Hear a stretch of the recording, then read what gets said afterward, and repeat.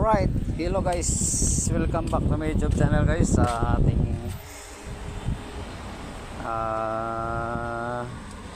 unit ngayon ay isang Toyota Vios 2007 and 2010 model. Ang senaryo nito guys ay yung central locking nya ayaw gumana yung central locking nya guys. Wala, patay lahat. Kahit yung susi dito guys hindi din gagana. Pag sinusi ko dito wala, patay lahat. Tsaka hirap isusian guys, hirap sa susian.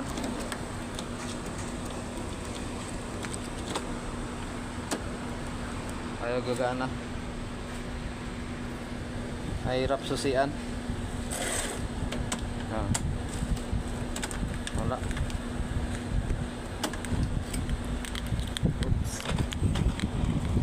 Ang problema nito guys ay central locking. Na check ko na dito guys, doon yung central locking nya,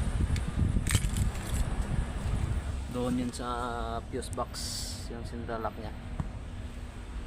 So ang ginawa ko dito guys, new choice yung may-ari.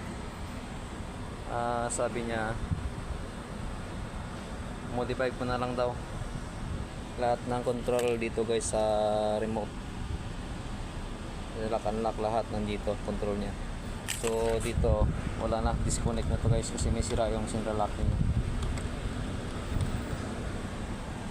First time in my life yung ganitong model guys.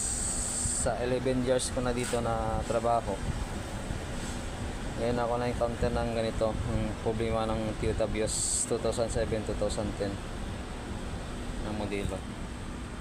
So ang ginawa dito, nagkuha ako dito ng door lock papunta dito sa pinto,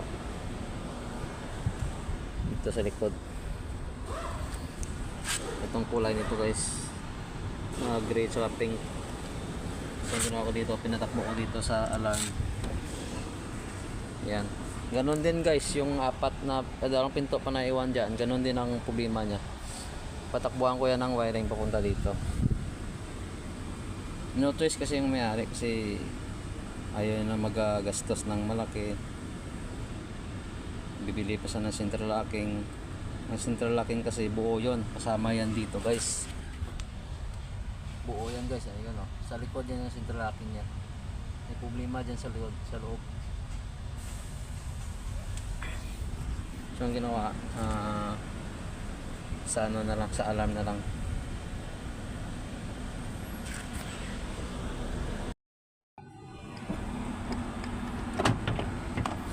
So ang ginawa ko dito guys ay binuksan ko din dito ang kulay ng door lock ng left side ay kulay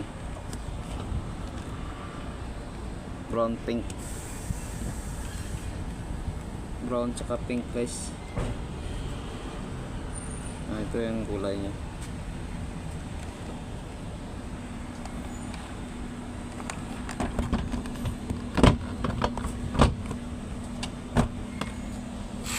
So hanapin natin dito guys sa loob.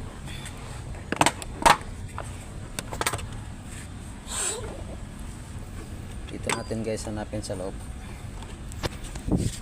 yung brown pink na yan.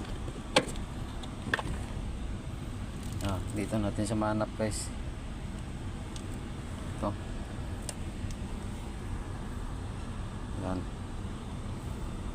Gagawin dito guys ay puputulin natin dito.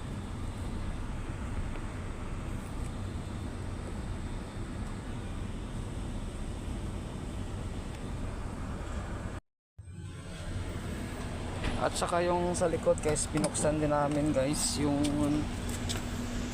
kulay ng sa likod, pink tsaka gray.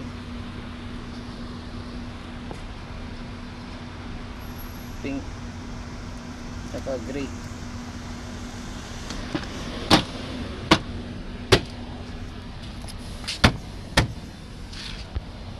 Yun. Tapos hanapin natin dito guys, baka nandito pink tsaka gray.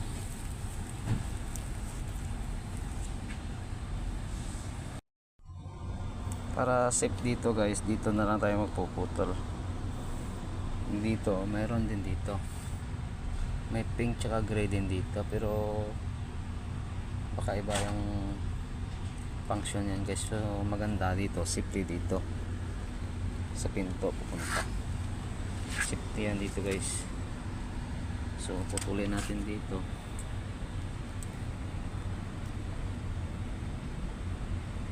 Disconnect na. Dito na tayo mag-ano, wiring dito, disconnect din dito, dito disconnect din. So ang ginawa ko dito guys ay pinutol ko dito, tapos kinabit dito sa kabila, dito kabila na door lock ng pinto. Ito yan sa likod guys.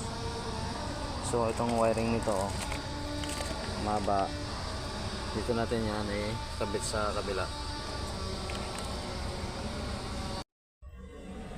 So ito na guys yung wire kanina guys. So dito natin siya ikakabit, dugtong natin dito, gagana sila lahat. So ayan guys, nakabit ko na dito lahat na wire, 4 na pinto. So testing natin guys.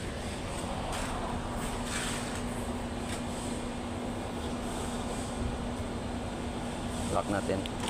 Ayan, nagana na din to guys sa may dulo guys. Dito gumagana na din, unlock. Yan, lock, unlock.